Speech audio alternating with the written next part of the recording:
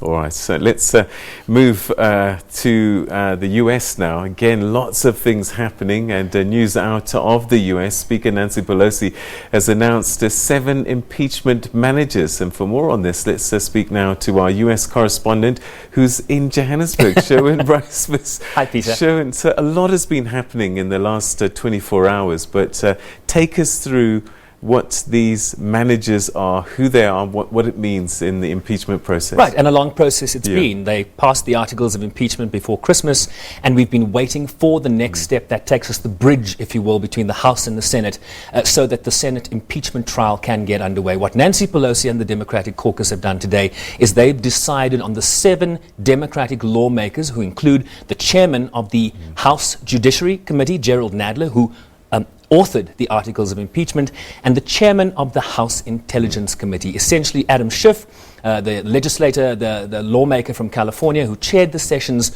when witnesses came in and presented them with evidence. So the 2 people in the House that have a granular understanding of the charges that will be presented to the Senate will lead the other 5 Democratic lawmakers. Obviously, they'll divide their responsibilities. This is how committee work works. You start with the chairman, then you go to someone that's going to be the attack dog, maybe someone that's going to provide context. Who knows how they'll divide up the labor.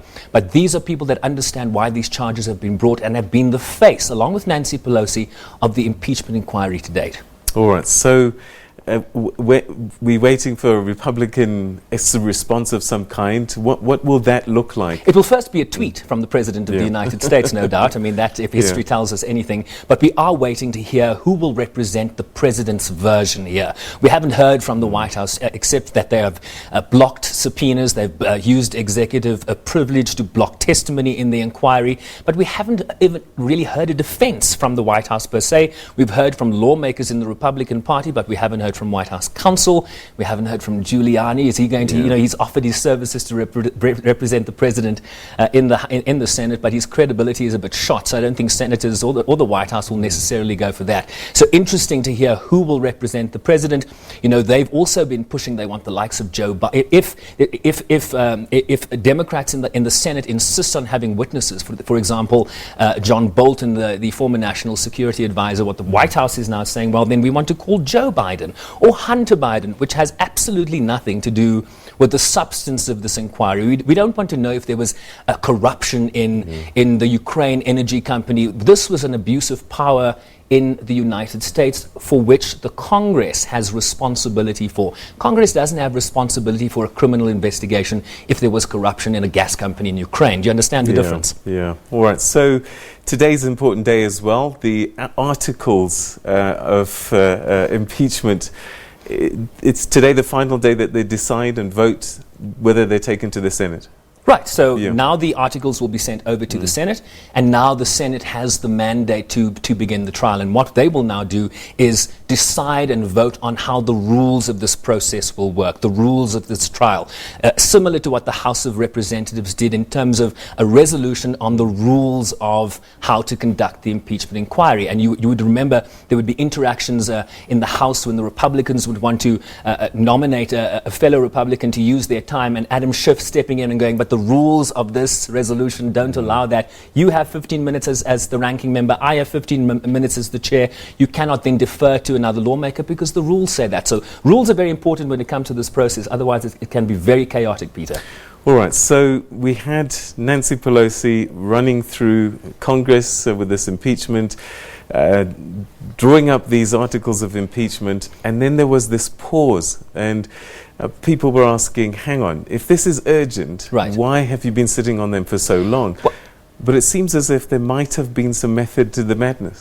Well, Nancy Pelosi held on to the articles because what everybody was expecting is that they would be transmitted immediately to the Senate, while senators at the time were saying, we are going to dismiss this outright. We believe that this is a hoax. This has been a witch hunt, echoing what the White House and the President has said. And Nancy Pelosi, a constitutionalist, was saying, hang on, before I transmit this, I need to understand how this process is going to unfold. And so she's used the last month or so to rally certainly her caucus, to expose. There have been more facts coming out in this process. So they will argue this has been a fruitful pause because now there's new documentation, as we were talking earlier during the break, that has come to the fore. And what you've had is a number of moderate Republicans come out and say, we will not vote to dismiss immediately. And that has swayed Republican leader Mitch McConnell to say, we cannot go to a vote on dismissal. We're going to have to start some sort of process so as to satisfy some of my own members. So a lot of moderate Republicans that are up for election in November as well, Peter, have to be tread very carefully in terms of their impartiality in this process. All right, and Lev Pinus is a name that's come up in the last 24 hours. Not many South Africans will know, right? Yeah. So tell us about him and what this evidence that he's supposedly brought that adds to the case. Lev Pinus is an associate of Rudy Giuliani, the president's personal attorney, that has been his face in Ukraine, pushing for these investigations into the Bidens. Lev Pinus and another of Rudy Giuliani's associates are facing federal indictments on separate charges. But once one is indicted, one tends to want to reveal more things. And my understanding is he has now transmitted documentation that shows pressure on behalf of Rudy Giuliani on the so-called corrupt prosecutor in Ukraine that was pushing for the removal of the then United States ambassador to Ukraine, which was an anti-corruption hawk. So it's a very complex, possibly for laypersons to understand, but there's new documentation.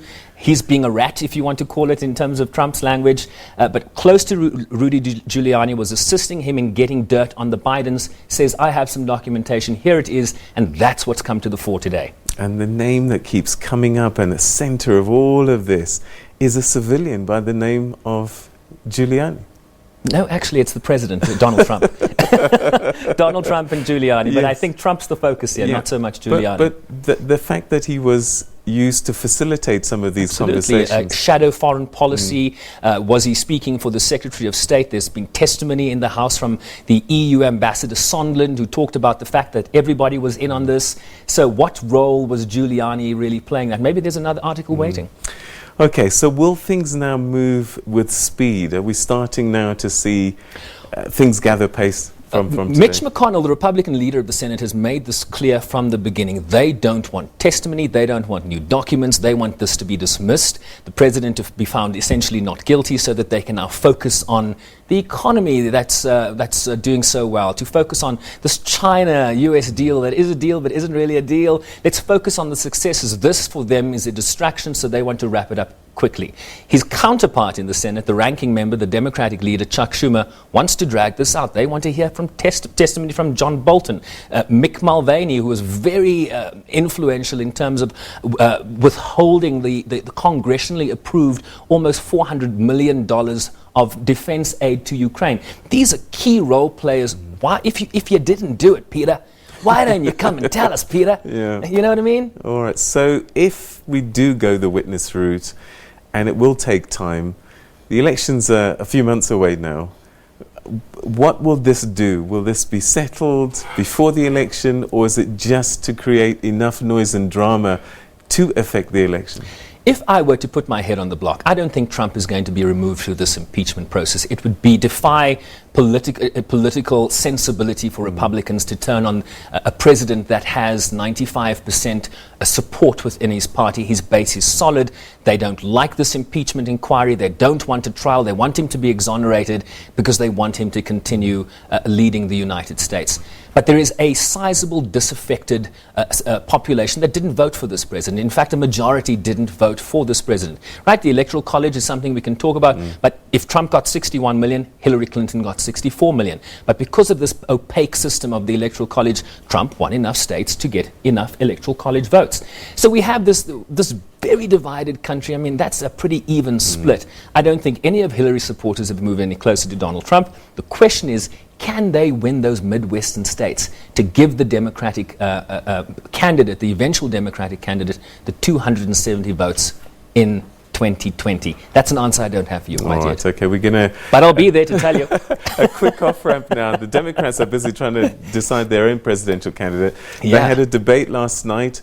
Was there a winner that came out of that? My understanding is there was not. There were good moments for Elizabeth Warren, because Elizabeth Warren has her supporters. Everyone's vocal on Twitter. So if you're going, looking at what online media is saying or social media is saying, everybody's going to punt their candidate.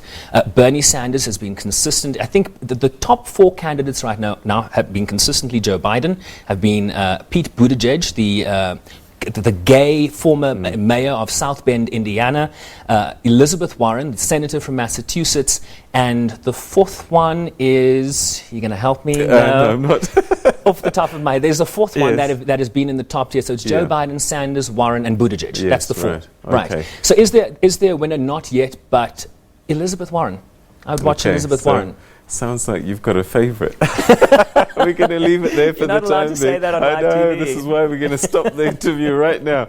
Okay, so that's our US correspondent in Johannesburg, Sherwin Bryce-Pease, speaking to us about the impeachment process, which is now starting to gather some momentum. We've got the Democrats who've nominated their managers for the process. We wait to hear who's going to be helping the president with the process, and all of that starting to unfold as we speak.